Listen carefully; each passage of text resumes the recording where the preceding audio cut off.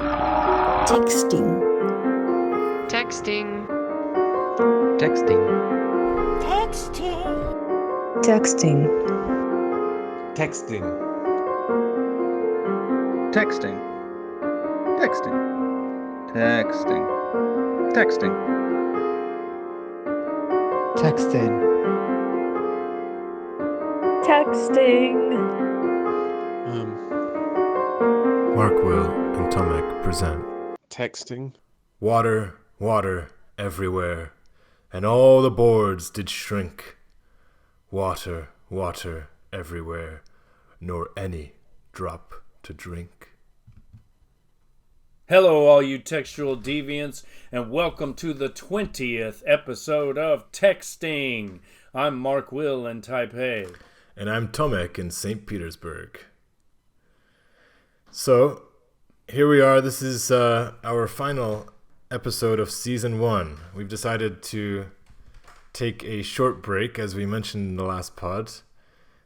But we still have full conviction and passion for the pod. This is by no means departure. It's just a very brief hiatus for us to look back and reflect and consider the next season. Mark, what else? To regroup and reconsider.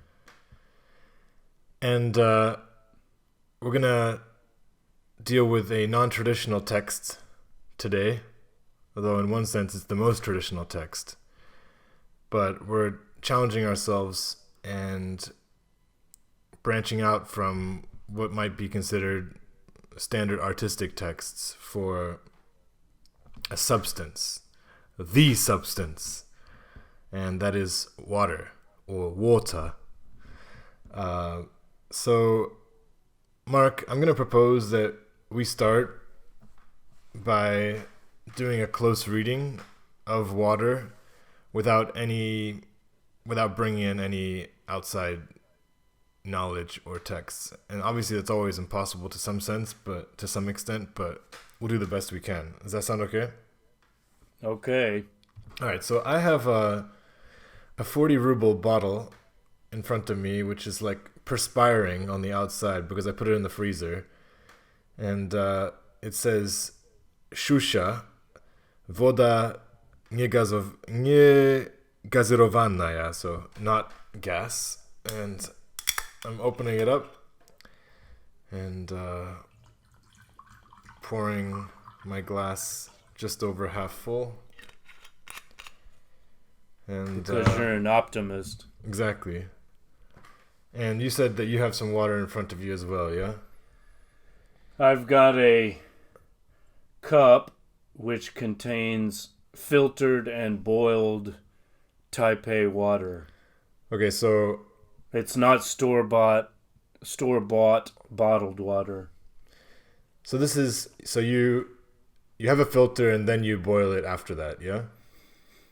Yeah, and actually as I was preparing this, I was wondering when this change occurred, you know. I'm old enough to remember when it was possible to drink water straight out of the tap. But then at some point people started buying bottled water, and then they wouldn't drink directly from the tap. You know, there had to be some filtration system. Do you have any memory of when that changed? I want to say sometime in the 90s. Well, I want to get into all that, but can we have this like little close reading first? Okay. Because you're bringing in that outside context. So but it's inevitable aliens. Because, you know, I had to consider where this water came from. Sure. That I'm about to imbibe. Yes, exactly. So regardless, we've got this substance in front of us. You said you're drinking from a cup. Mm-hmm. So you can't like look at it the same way that I can, like from every angle through my glass. But is yours room temperature? Yes. Okay, so mine's a bit cooler. Would you prefer that it be colder? Or is this your preferred temperature? No, room temperature is fine. Okay. Or sometimes I drink it hot, just freshly boiled water, but rarely do I drink cold water. All right, so maybe we can comment on the appearance or texture a little bit. Are we drinking now? No, we're or not drinking yet. We're still looking. Yeah, so they just like water is generally considered transparent. But if you were to comment on the appearance, what would you say? Well, I'm seeing myself in it. I'm seeing my reflection. Okay, that's kind of cool. You can actually see your face in it, yeah? Not clearly, but I can see like a presence hovering over the waters. A specter. Appropriate for the Halloween season. Okay, so that reminds me of like the narcissist story in a way, right? We got the function of water as a mirror. Don't bring in that outside shit. All right, I'm not. Okay, so do you like the appearance? Does it have an appearance? Well, I mean, it seems to take on the features of whatever contains it. Okay. But it has a color, Again, right? Water has a color. To me, it has a Okay. color, doesn't it? Well, how do you describe it? Clear? The color is clear, yeah. Mm-hmm. Yeah. Well, assuming it's clean water, but there's also dirty water. I mean, Or soapy water. I'm just thinking about... I haven't really considered clear as a color before, but when I look at water... I mean, because it basically... Yeah, I mean, you pointed out that it's like... I'm drinking from a glass, and glass is kind of clear too, right? But... Mm-hmm. But clear does feel like a color, but it doesn't necessarily...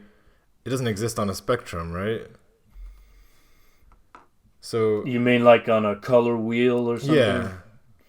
Yeah. Or like in the colors of a prism or something? Right. I guess not.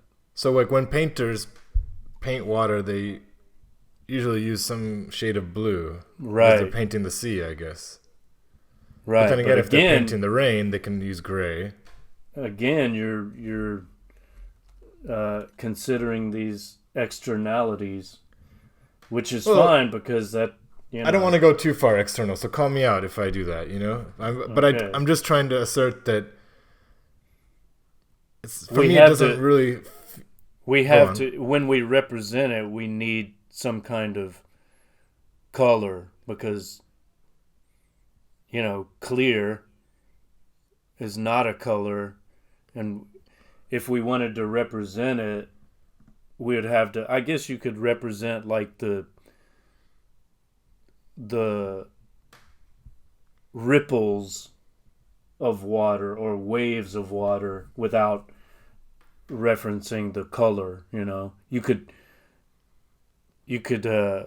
well, I don't know, it would still, if you like painted it or drew it, since that's what you're saying, you would still use like black lines, and to show that it's water you would probably try to represent ripples. And you need to give it outlines, right? Yes, outlines. The strange thing is, though, that it definitely has a color to me, So that's why it just seems kind of strange to then say that it doesn't have a color.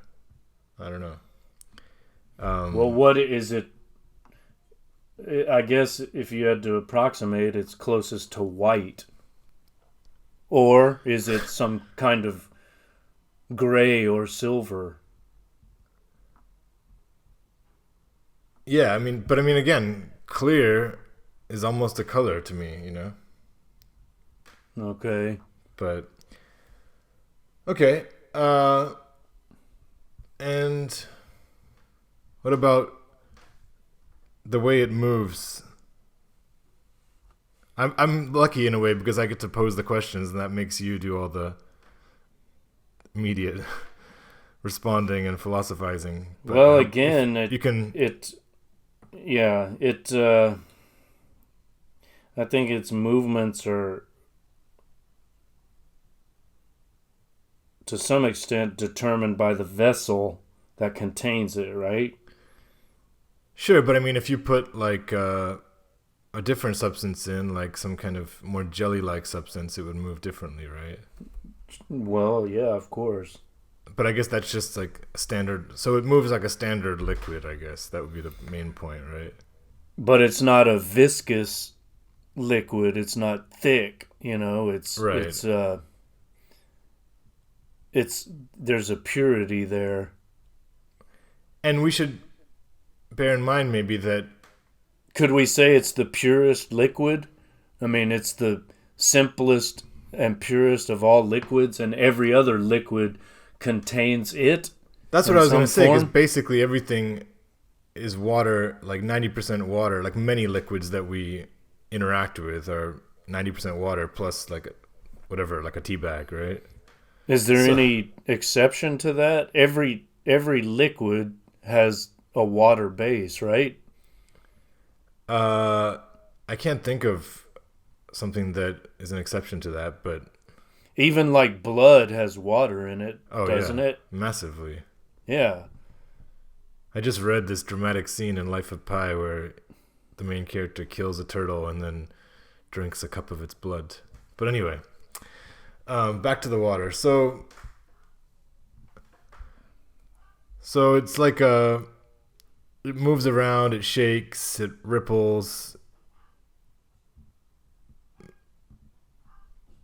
Do you have any positive or negative associations with the way it moves? I know that's a bizarre question, but No, it's more neutral to me, I think. okay. It's quite powerful in some way, and like Extremely. I mean, I have more to say about that later, but it's but it just in terms of the movement, like in your cup, even. Oh, Like, we're it's talking impressive just about. still. I wasn't thinking so much of the movement as just the substance itself. Like it's elemental. There's nothing more. Oh yeah, no There's doubt about nothing that. more elemental or fundamental than that, except maybe earth or fire Yeah, or air. or wind. Okay, so is there anything else, if we continue this close reading, is there anything else we should comment on before taking a sip, which is ultimately where I want this to lead? What about the smell? Yeah, I was going to say it's odorless, so I don't really know if there's any point going anywhere with smell. Like, that's kind of hard to debate, that it has an odor, right? Like, the color thing, for me, it like does have a color, but I don't know if I can say that it has a smell. Because obviously that's just going to take on other stuff, right? I think it just takes on the smell of whatever. Again, it's influenced by the vessel or the environment in some way. Right. All right. Well, can we take a sip and maybe comment on that experience a little bit? Let's do it. All right. Cheers. Kanbei.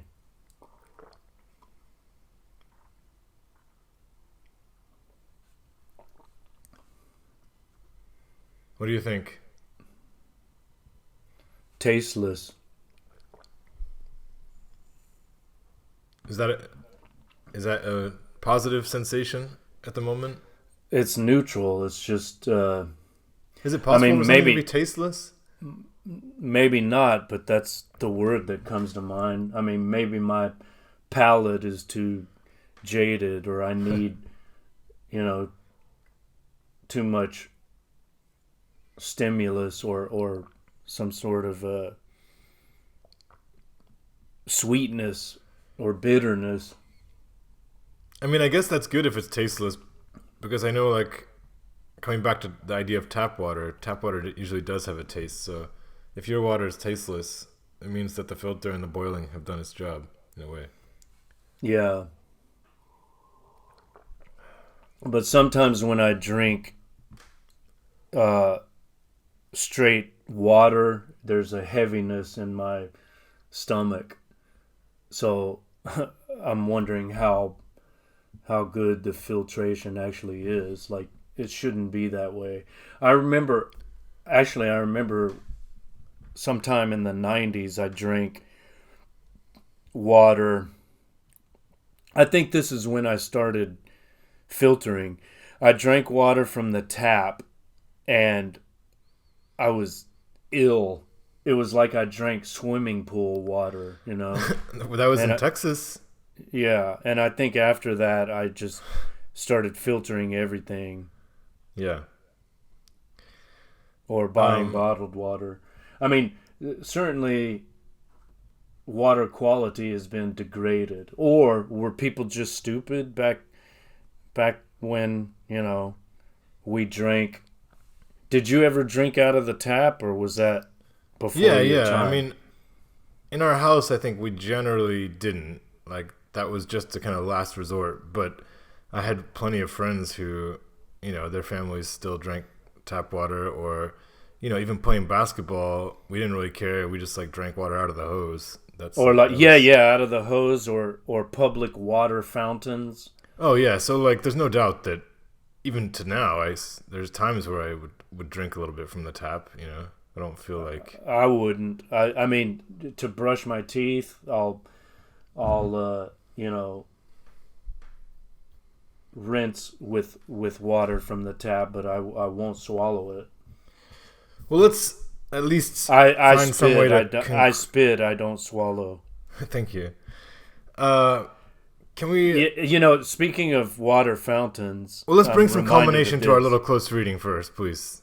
Huh? So, can we bring, like, some culmination to just the experience that we had with water before we go into topics? Like, final... we can't judge the experience until we touch on these other topics, in my opinion.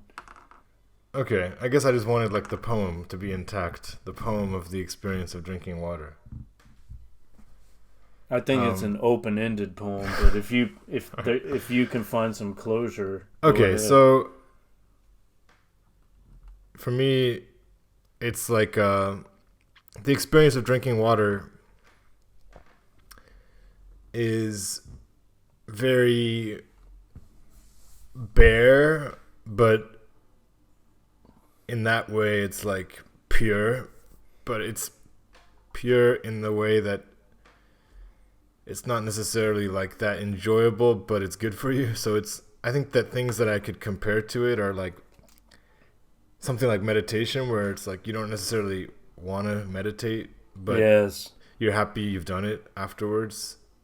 Right. So, yeah, so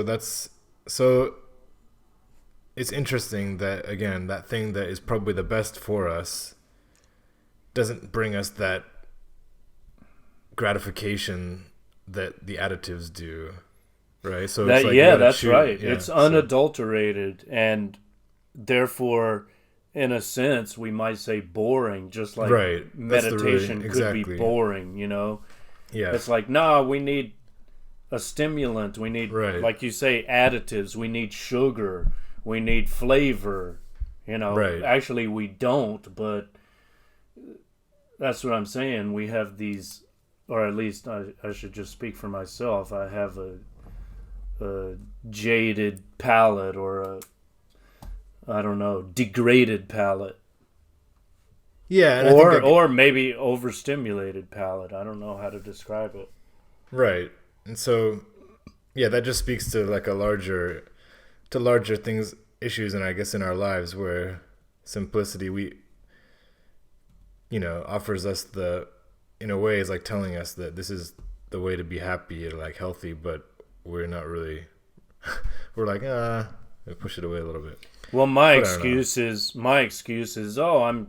I'm hydrating no matter what I drink, right? Like if I drink pomelo tea, There's plenty of water in that. I mean, And I still don't have like a final clear understanding of that particular issue because like Liliana is really big on water above other things, and she'll send me messages and stuff that I think she's found like info online, and yeah, it says drink water, not tea, not coffee, like that. well, because it's decaffeinated. You don't need the caffeine. I get that, but even like that's what I'm wondering, if there's any difference between, let's say, drinking water and drinking like a herbal tea, you know, like let's say that there's nothing bad in it except like some leaves, or even if you know, like, are you getting the exact same benefits as you would without?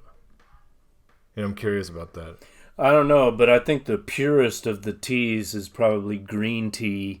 You know, that's really... But that has caffeine. Yes, I know, but it's very Caffeine's close a stimulant. I know, but it's very close to water. You know, of Right, all I the guess I'm just teas, saying, I think that's the closest. Yeah, I'm just saying if you wanted like to be like on that kind of religious path, which would urge you not to take any stimulants like a caffeine, you know. Right. So then I guess like a herbal tea, would that be? I Would you think be that as would pure? be. I think the green tea would be closer to the water ideal than an herbal tea, but maybe I'm wrong. Well, I'm just saying, like, you know that many religions would say that caffeine is a no-no. You know, but anyway. Well, okay. but green tea has a ceremonial purpose, so at does least. so does peyote. Well, yeah. Anyway, fair enough. All right, so I mean, speaking of stimulants, I can remember a time as a teen when some friends and I smoked marijuana, and at one point, two of them were saying, "You know what I'd love to have right now? A big glass of water, just pure water." And they were clowning on me because in response to that, I said, "No, man, I want a big Coke. I want a Coca-Cola." And they were like, "Oh, that's disgusting. What's wrong with you?" And then I started, I felt ashamed and embarrassed. Like, yeah. How what's old wrong do you with think you would have been?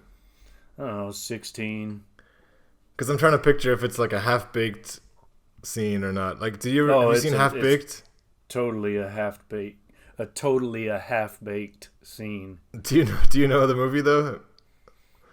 Yeah, Dave Chappelle and Yeah. Do you remember the scene though when they first get high and they go into the convenience store for like munchies? I don't know. It's just funny because they're having like their first encounters with all these like different, candy bars and ices, like the smoothie drinks, and yeah, it's just so it just reminds me of that. Yeah, I want a Coke. I mean, both of them are equally ridiculous. I mean, both characterizations are equally hilarious. Like, but what was your? Were they why were they saying that Coke was disgusting? Because were they eco-conscious or something? No, they just, I don't know. They just felt like that would be the purest thing that you could imbibe or take into your body, right? And here I was talking about some sugary, I know, but were they like guys that were like on a hippie tip or something?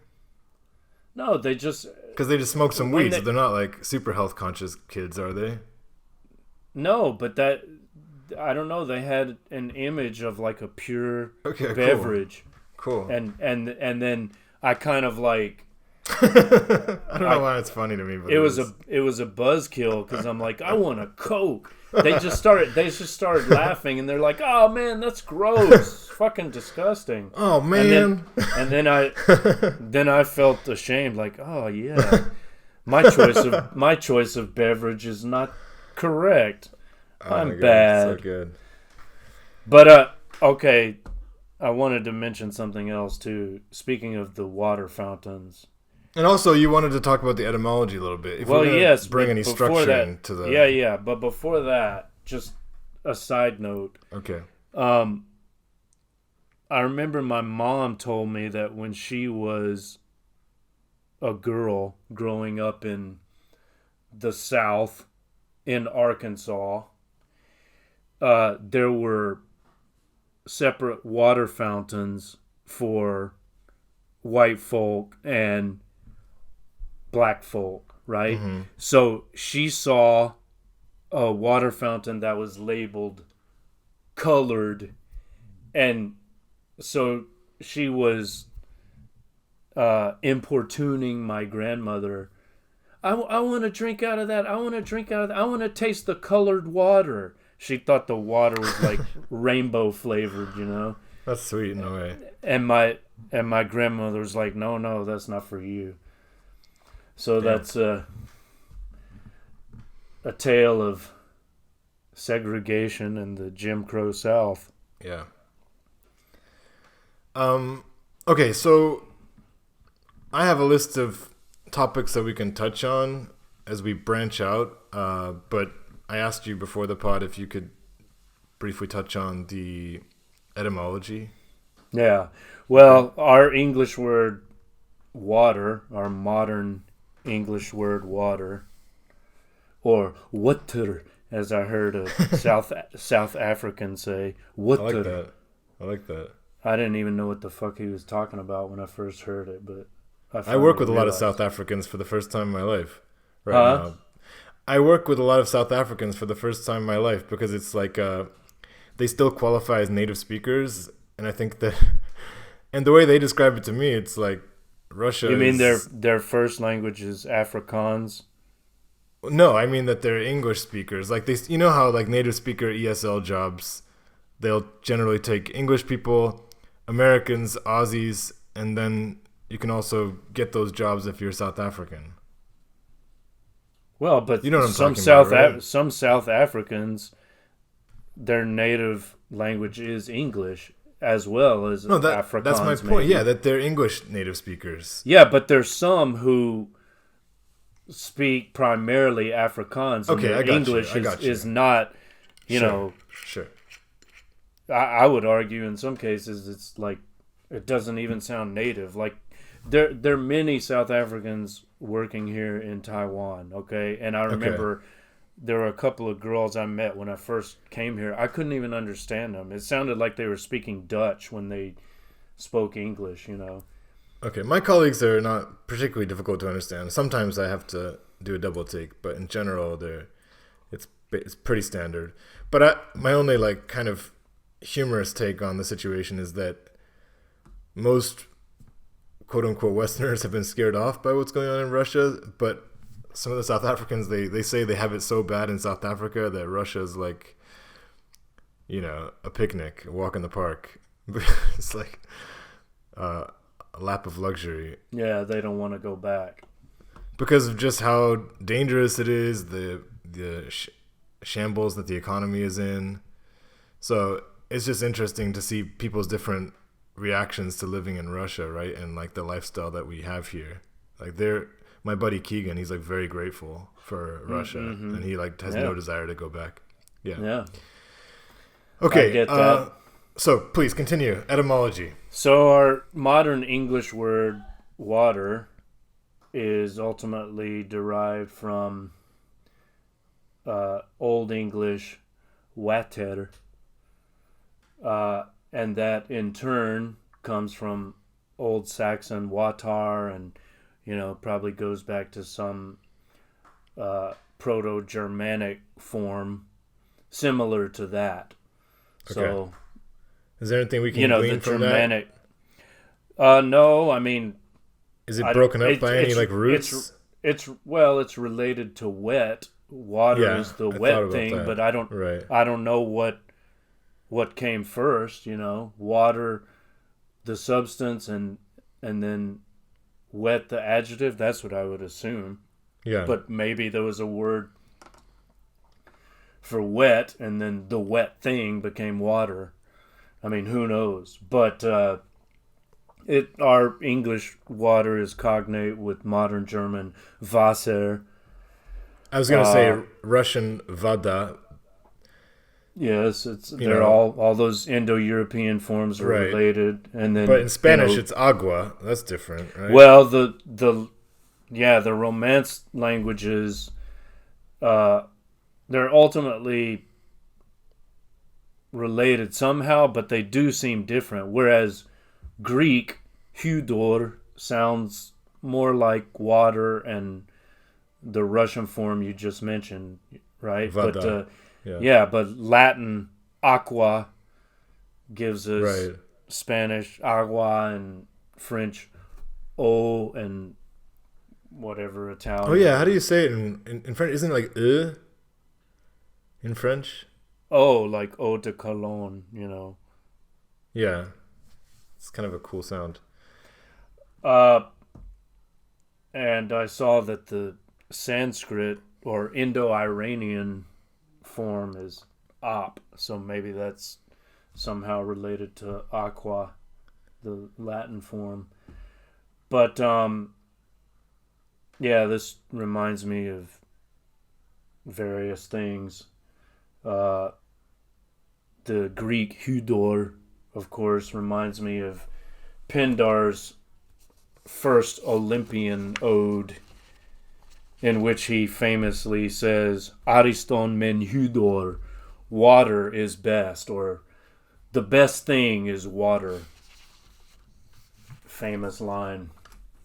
Okay, well, I'd like to pair that with something from the Tao Te Ching, which says, the highest excellence is like that of water. The excellence of water appears in its benefiting all things, and its occupying, without striving, to the contrary, the low place which all men dislike. Hence, its way is near to that of the Tao. It's kind of cool.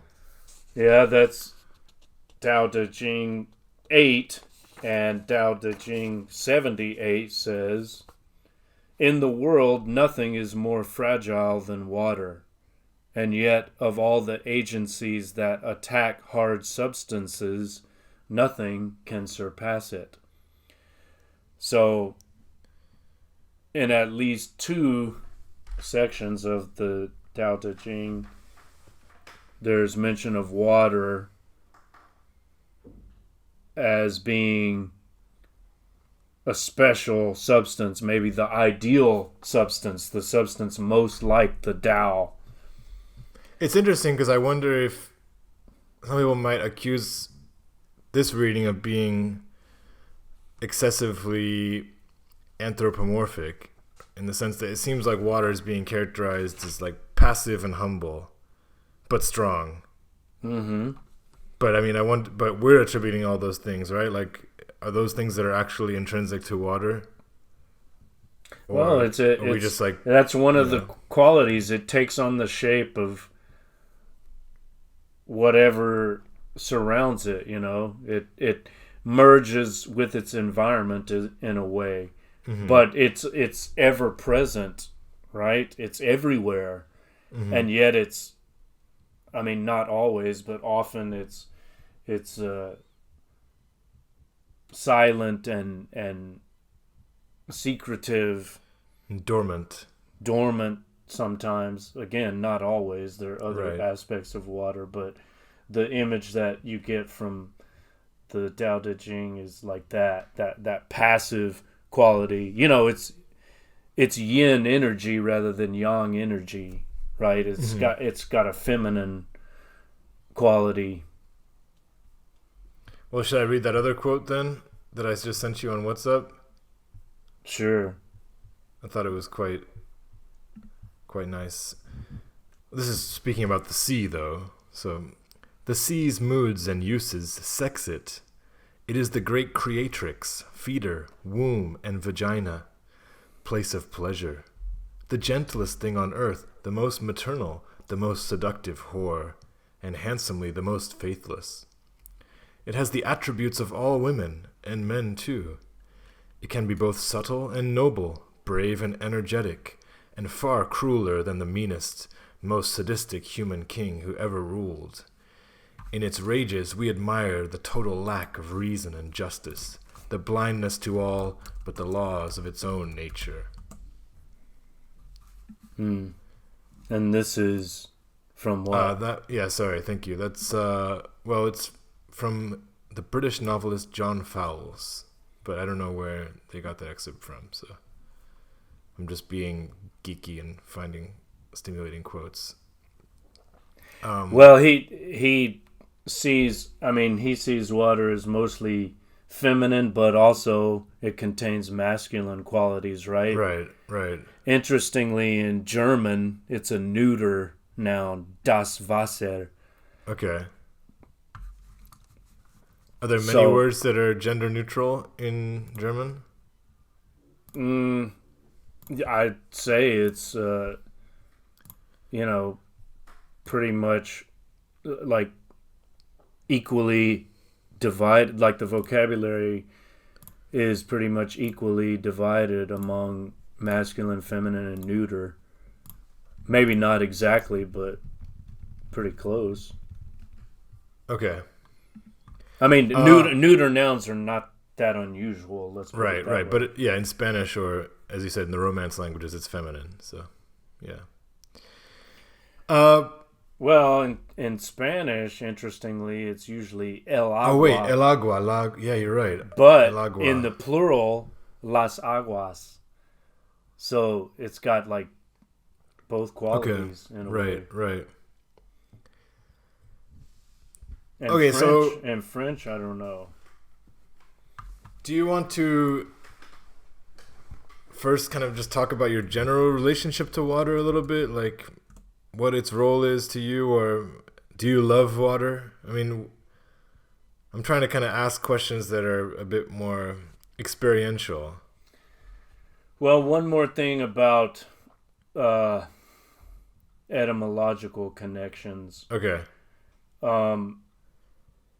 So the English word nature, that comes from Latin natura, which is generally derived from nasci, meaning to be born. But some linguists, according to a Latin teacher I had long ago, believe that this word nasci, the origin of natura, is somehow related to a word meaning wet.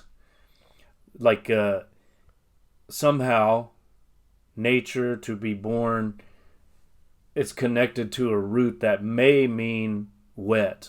I don't know that there's any form that has survived, but I don't know. Some linguists claim this, and one possible connection is the word natare, meaning to swim, right? Okay, like you swim, nadar in Spanish, yeah. Yeah, you swim in the water, obviously, so that's a wet place, and so that's an interesting connection, because everything natural, every part of nature is connected in some way to water, isn't it? Yeah, I mean, I think it's impossible to overstate how important water is, right? I mean, it's just like, it is everything. So if it's intertwined with the word nature, that makes perfect sense, because life came out of water. Water is in every single thing. All life requires water. I even read today that every object in the solar system has water on it. So it's obviously ubiquitous. But what about like my experiential question, which is I've kind of tried to keep open. And thank you for the etymological background. Well, when you said that every thing in the universe contains water or has water on it, it reminds me of one possible meaning of Beckett's Godot. Some have argued that, I don't think Beckett ever admitted this or confirmed this. Maybe he was never directly asked, but Godot is a combination of God and that French word for water I just mentioned, E-A-U, pronounced O, right? G-O-D-O-T, Godot, is God, English word God plus E-A-U. So it's like water is God in a way. It's like the divine substance without which there is nothing. So is this a word that he... First of all, again, I feel like we've had the Godot, because again, I've heard Godot is the correct pronunciation. Well, whatever. Godot. It's still spelled the same way. And is that just a name then? well, That it's did he never invent this name, explained. or It's like, never explained because Godot never shows up, right? I know, but I mean just the word Godot. Like, Well, is some people have analyzed it that way. I'm saying I don't think Beckett So ever that name didn't confirmed it exist? one way or the other. right, I'm asking, did that name exist like in any form as a name prior to the play? Is my point. No, I don't think so. I think he made Okay. it up, like Okay, You that's know. cool. like the character Pozzo, maybe. Okay, cool. But again, that's just speculation. Yeah. But speaking of the divine nature, let's look at Genesis 1, the very beginning of the Bible. Okay. In the beginning, God created the heavens and the earth. Now the earth was formless and empty. Darkness was over the surface of the deep, and the Spirit of God was hovering over the waters. So, how do we interpret that? In the beginning, God created the heavens and the earth. There's no mention of water there. So, God created the heavens and the earth. So there's heaven above and earth below. And then it says, now the earth was formless and empty. Darkness was over the surface of the deep. So there's water. The deep means the water. There's water though, yeah? on the earth, and the Spirit of God was hovering over the waters. So the water was there. It's like a primordial sea of some sort, and then of course he says, let there be light. So he turns on the light and you can see the water and the heaven and earth. But before, it's just like a chaotic watery darkness. Mm-hmm. Similar to some you get similar images in Egyptian creation myths, Well, interestingly, I also read that much of the universe's water is produced as a byproduct of star formation. So, I mean... Well, that is... Yeah, I found that that's one possibility. And, we're quite lucky, if you can put it that way, on Earth, because it says Earth is far enough from the sun that, the water is not burned up and evaporated. And it's close enough, that the water doesn't all freeze. Right. You understand what I'm saying? Yeah, So it's just so like it's able to exist in liquid form. Yeah, so it's just like the perfect distance from the sun. If we were any closer, all the water would burn up and evaporate. And if we were any farther away, then it would all freeze and, we'd have no drinking water, I guess. But when I looked up water, I saw a subheading on Wikipedia that said history of water, and I was like, oh wow, water has a history. I never thought of that. Like the origin of water, where did it come from? We don't know, of course, but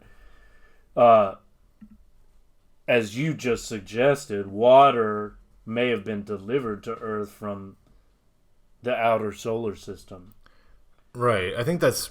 I mean, another video I watched was pretty conclusive, and it's like a BBC video, that it was all delivered via asteroids. Asteroids, yeah. or icy planetesimals, which I guess would be like pieces of planets or something. That is basically an asteroid. Yeah, exactly. Sure. Yeah. However, it says recent research indicates that hydrogen inside the Earth played a role in the formation of the ocean.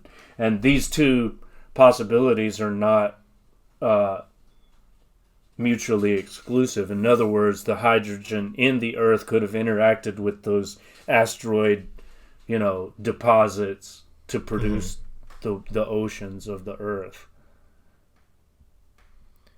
Nice. The reason I'm trying to direct our conversation gently towards more experiential is because I want to speak for myself, but I'm not someone with a strong science background, so I don't feel like that is necessarily going to be what I can offer an audience, even if the audience is you. Well, exactly, but that basic fact is pretty interesting, right? Oh, sure. The water on the Earth, all the water, every form of water, very possibly came from the outer reaches of the solar system and or the universe, even if there may have been some hydrogen in the Earth that helped to produce the water that we have. Just think of all the bodies of water, oceans, lakes, rivers, ponds. What else do we have? Seas. Yeah. Like all of that water, just imagine it coming from other parts of the solar system. Right. I mean, this water that it's we're not drinking coming now. Pipes and tubes, right? It's coming. What form was that? I don't even understand. It's hard to even understand what that means, right? If it's being delivered via asteroids, as ice cubes. Yeah. Like chunks of ice. And then when it enters the Earth's atmosphere, the temperature is such that those icy asteroids melt, and then we have water. Mm-hmm. And then a lot of that water is not even drinkable, right? Or maybe it is drinkable initially. Well, I don't know. How do we get fresh water versus salt water? And supposedly there's some Israeli scientists invented a device that was able to make salt water potable. There's a way. Oh, that exists, bro. That's not even even again to refer to Life of Pi, which I'm reading right now. That's just kind of a standard thing people can do now, in survival situations. I think it's not especially rapid or productive, but there's no doubt that it's doable. I think the main issue is for future water issues and water scarcity, we need to speed up that process and make it more efficient. If we're trying to address water crises and so on. But I wonder what else would you go on? How about the quality of water on Earth? Haven't we polluted the Earth so much that I'll bet our water now is much less pure than water that existed even 100 years ago. I mean, maybe in probably our yes lifetime, and no, I would say. Maybe in our lifetimes there was that change when people were just content to drink out of public fountains or out of the tap. But now, I mean, I don't even consider that. I would say yes and no to your point. It's harder to get the pure water, but at the same time, it's probably in some way you have less of a risk of being dramatically poisoned. So it's more maybe a slow poisoning. Yeah. That seems like a safe way with fluoride and chlorine. I'll bet there's chlorine in it. No doubt about it. I mean, But not I like mean, sometimes it's like medically inserted, like, right? I mean, I think that people put chlorine in public systems, like city systems, Yeah, as a way yeah. of actually like helping us in theory. yeah, in theory. Yeah. But I know there's been like a lot of concerns about flushed drugs and like estrogen in water and Well, and fluoride in water, like, there some who believe that the water, like the powers that be, put excess not chlorine, fluoride in the water to dumb down the population. Right. Add some chemtrails and you got a nice cocktail. Yeah.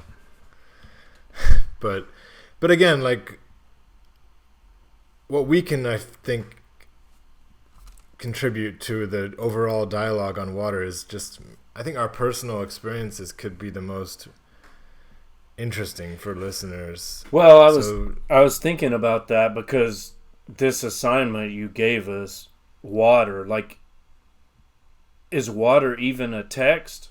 Or, like in my own case, I just find all these textual connections with water. But is water itself a text, and does it matter? Like, what did you have in mind when you said the topic of this episode is water as a text? Like, what does that mean? Well, that's why I tried to start, first of all, with like a close reading. Like, we're just having an experience with, like, let's say that water, we treat water like it's a character, and so it's this character that's been with us all our lives. We definitely know what we're talking about when we say water, so it has we're able to like tightly define it, you know what I mean? And like, so in that sense, we're speaking about a text that we can both define, and we both know what it is, and yeah, and I think that the close reading was something that motivated me. Like we did with the Kandinsky or stuff, like coming into that close reading without baggage and pretending like we're doing it for the first time. And then also, I just think talking about the role that this character has had in our lives, I think is also interesting. Well, for me, it's always mediated by these other texts, It's like I don't even know if I have a direct experience of it because it's always mediated through language and other texts. But I mean, you can talk about the experience of showering. You can talk about please just describe it, bro, like in really detailed. Sorry. Don't talk about bend over for the soap in the shower when you go. You could talk about all your experiences with water, like your experience of showering, your experience of swimming in the sea. Well, how about washing your hands. How about bathing culture?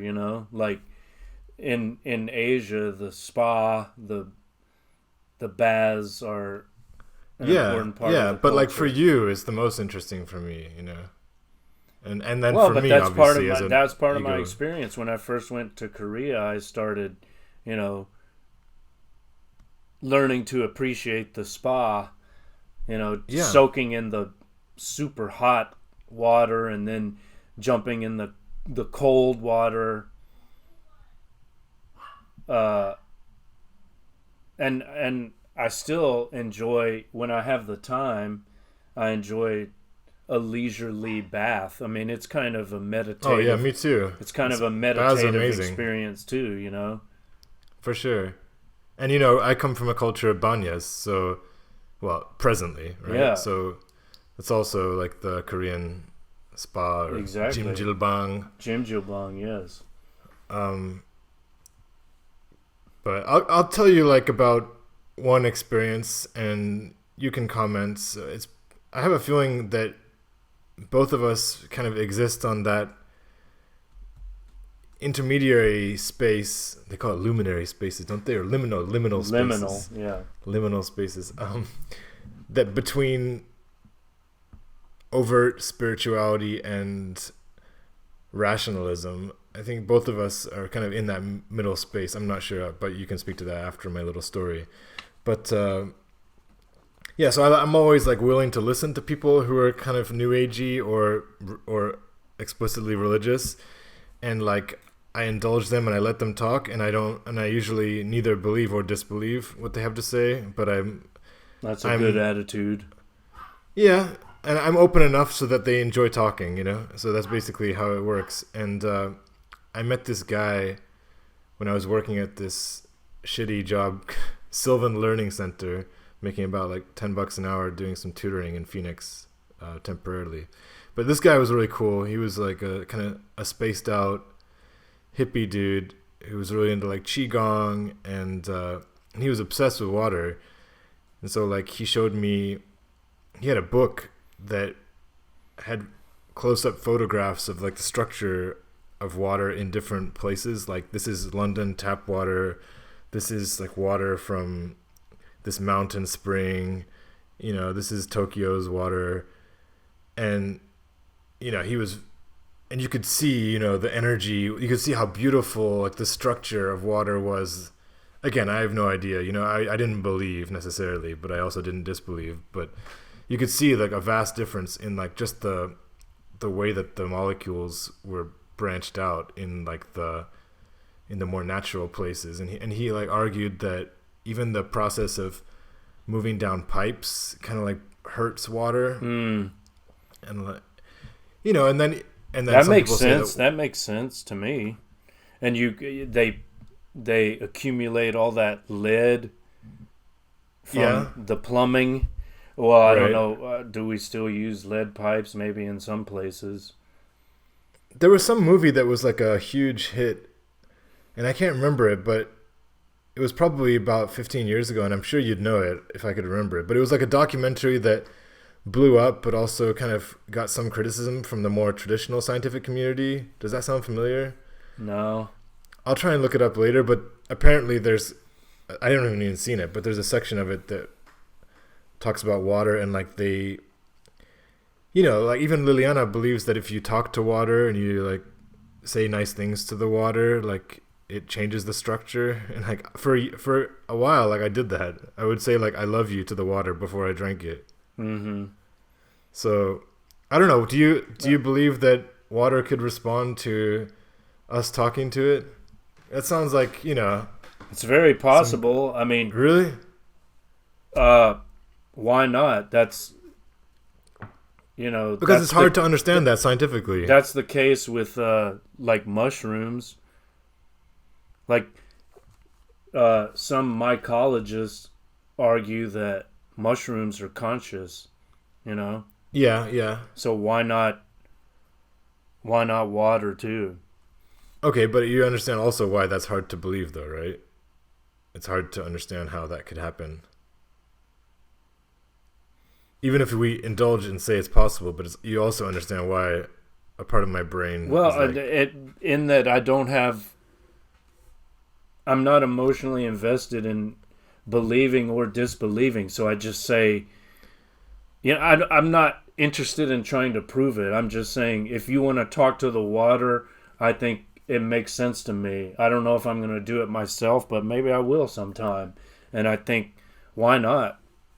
Right, but I mean, it's hard to understand if we follow like a kind of a cold rationalism how speech would affect the composition, right?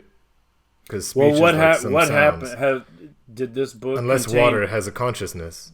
Did it contain photographs of like molecular changes? I guess so. Yeah. Okay. Could you clearly see the H2O molecules?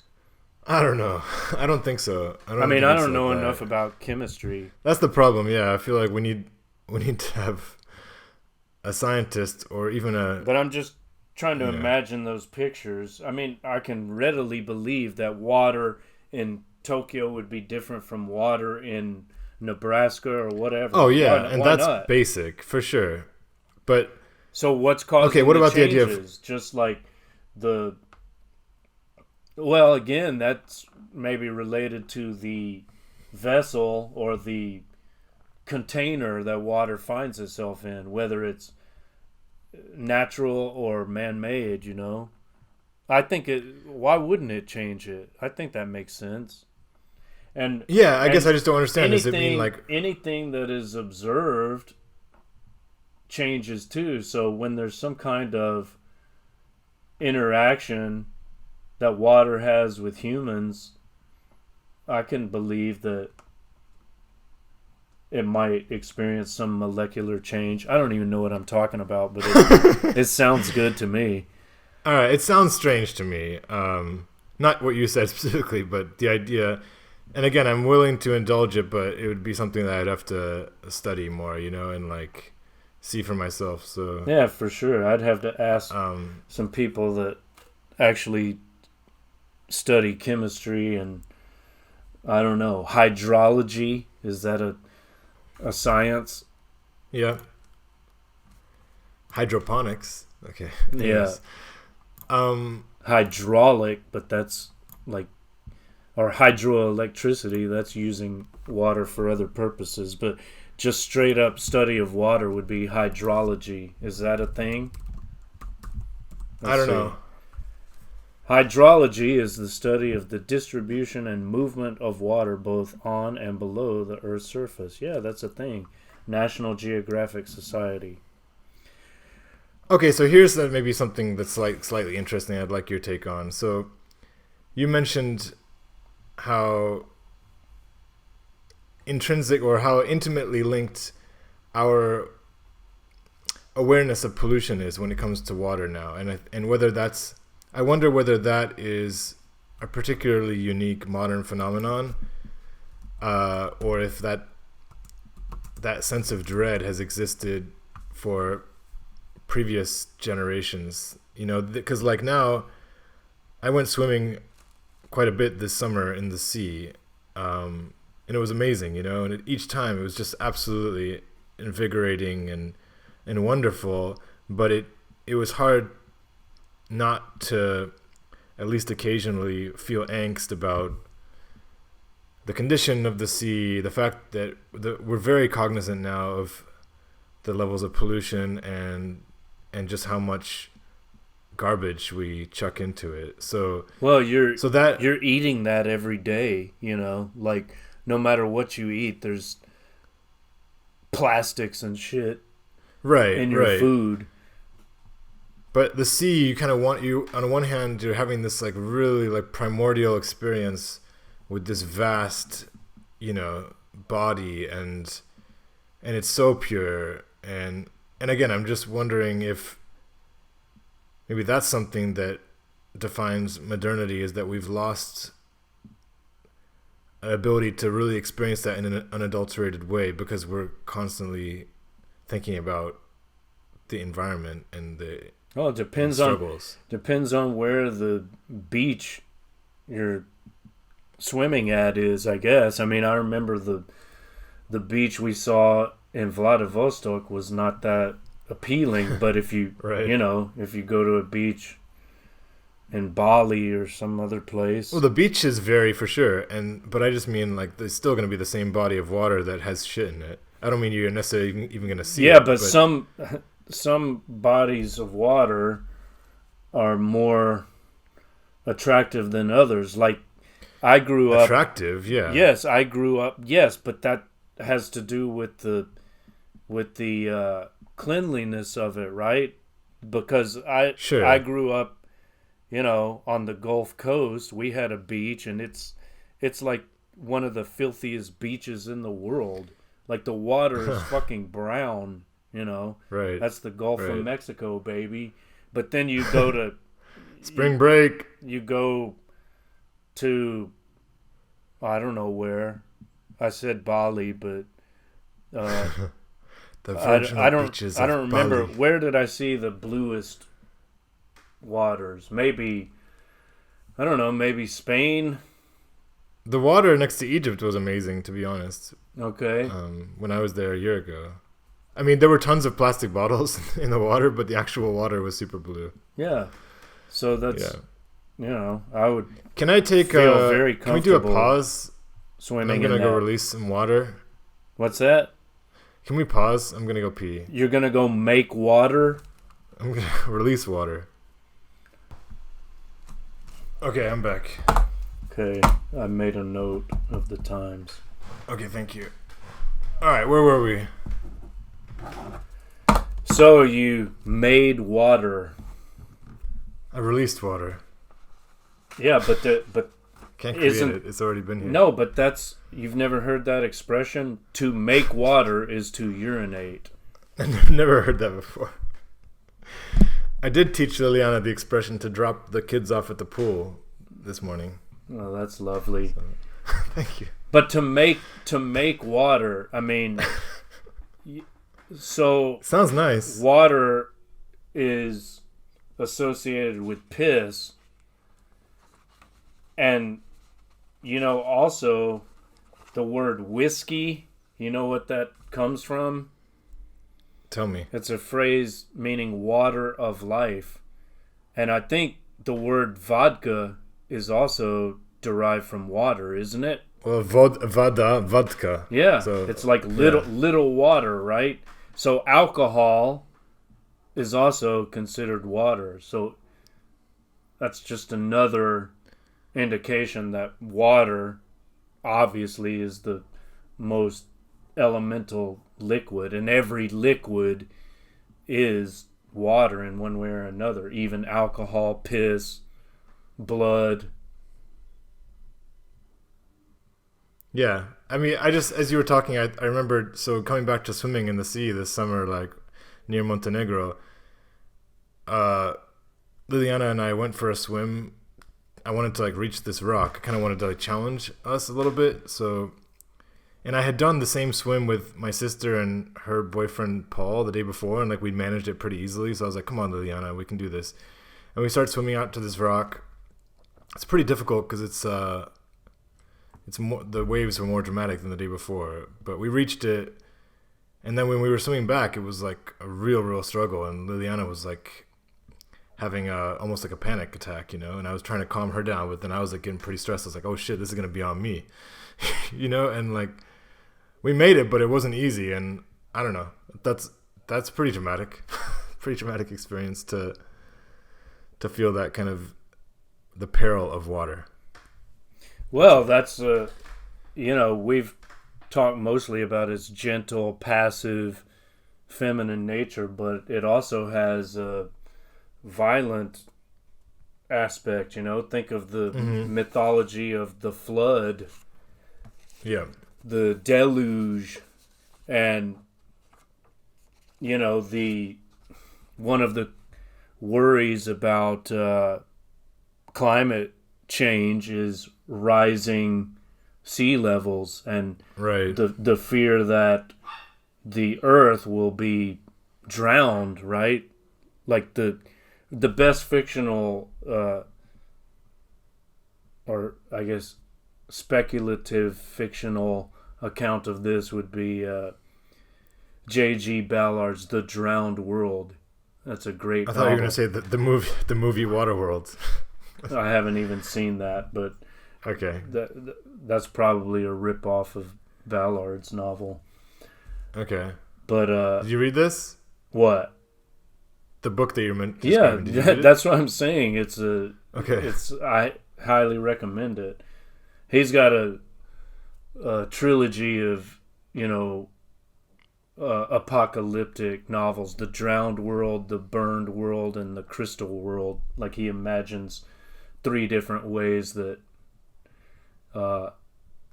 the Earth is transformed and, not for the better in a dystopian So how way. does it depict this water dystopia? What is interesting about it?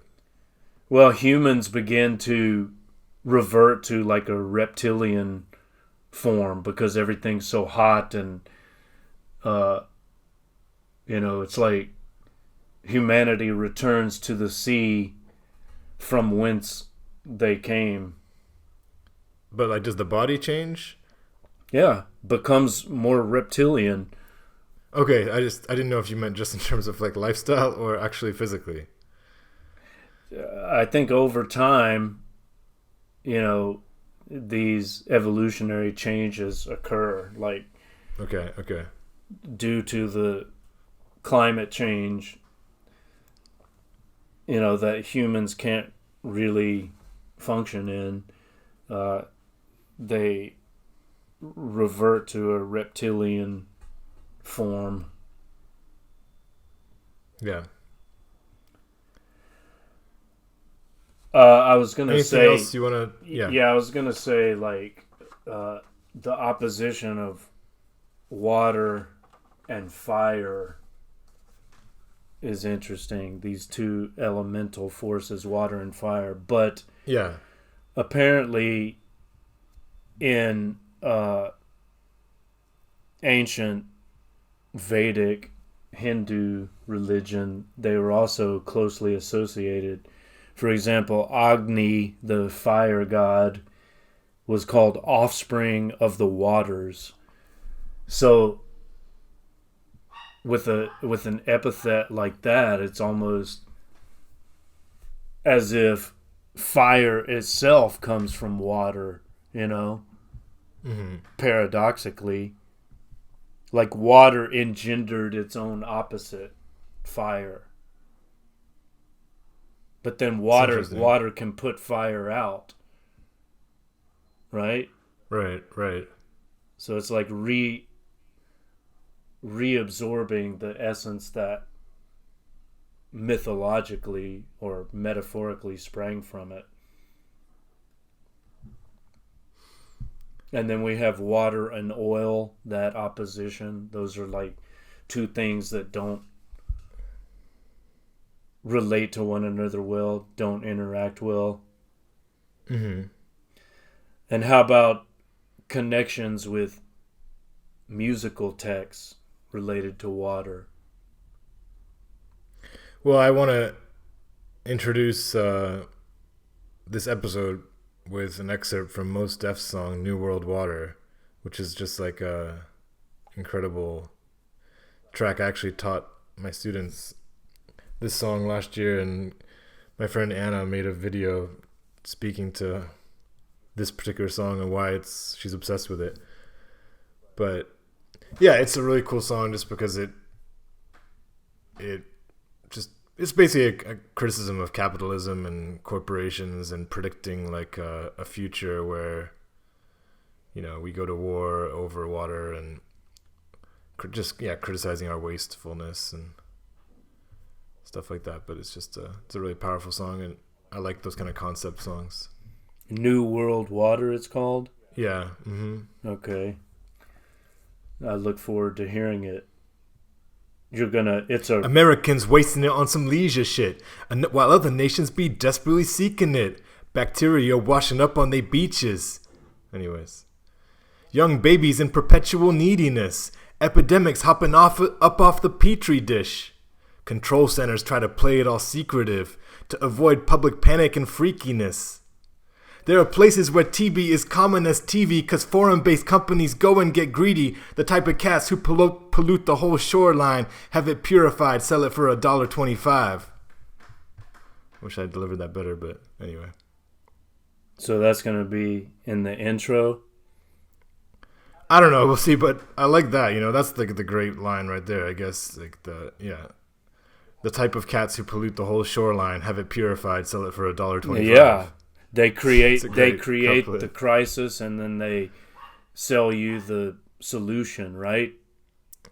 Yeah, and I wonder, we've heard a lot of predictions about how future wars are going to take place over water. So really and you mentioned oil and water not mixing, but it's funny because in a way these are like the two liquid golds of the future. Yeah.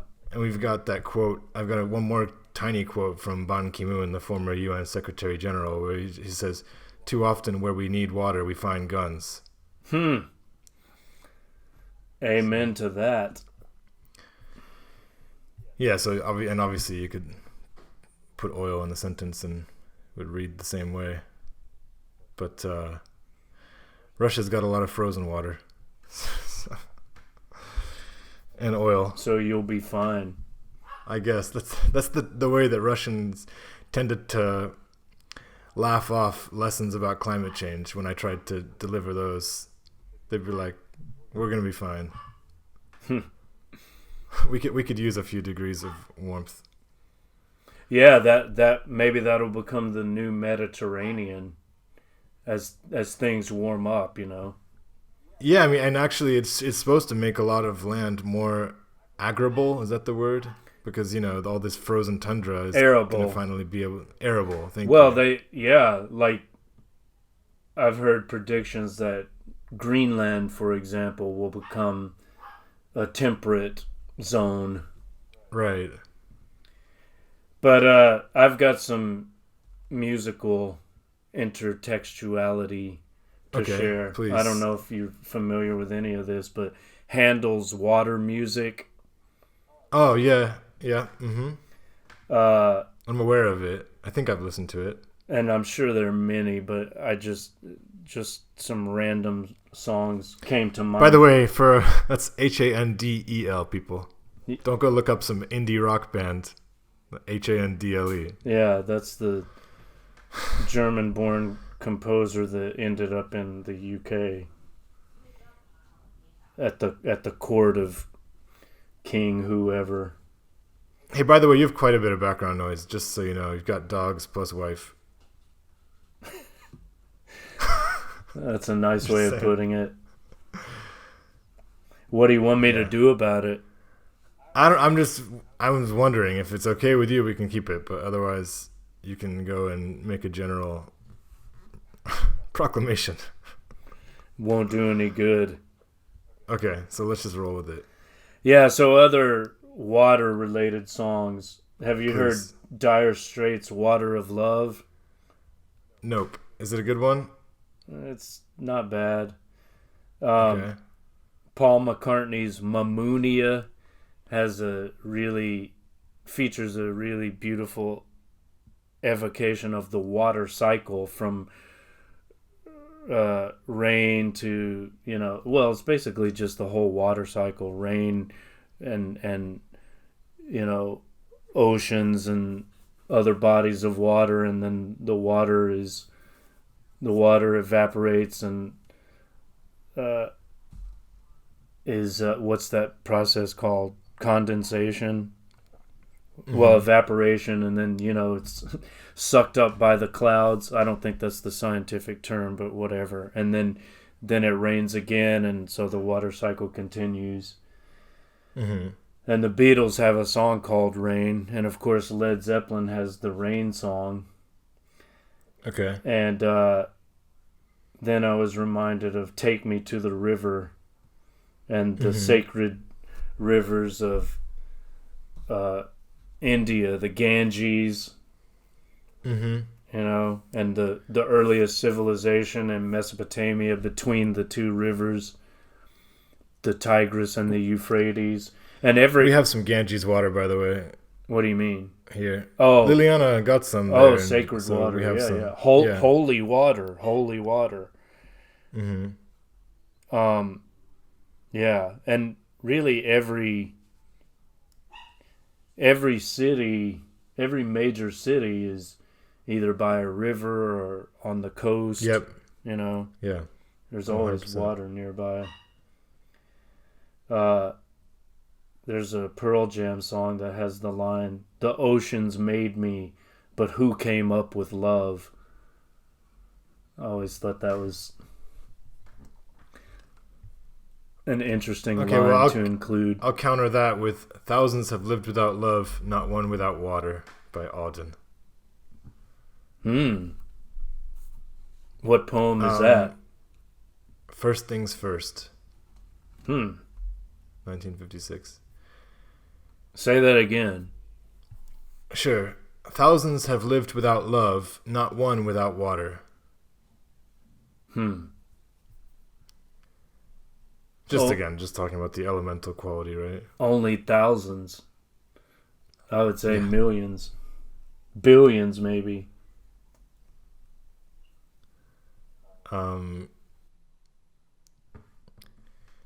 Shall we wrap it up? Well, if you're ready to, but I've got more. Okay. I feel like the water that I've been drinking has kind of like pitted itself in my stomach a little bit. But anyway, I'm happy to. And you're continue. nauseous or what? Not exactly, but I'm heavy. Oh, okay. Yeah. Well, we can end it here. I'm losing steam. Get it? I do get it. You're evaporating. Yeah. All right. Well, this is the end of the first season of texting. Oh, Textual Deviants, thank you all. It's been a fun ride. We will be back soon. Please send us your suggestions for new texts. And make sure you subscribe to us on Substack.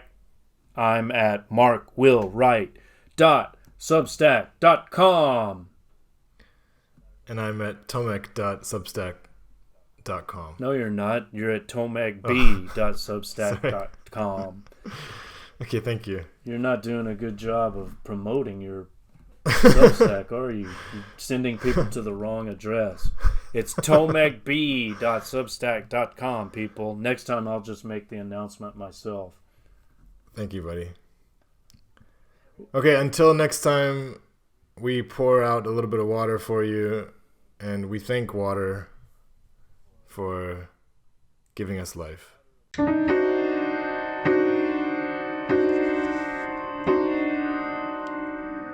Texting.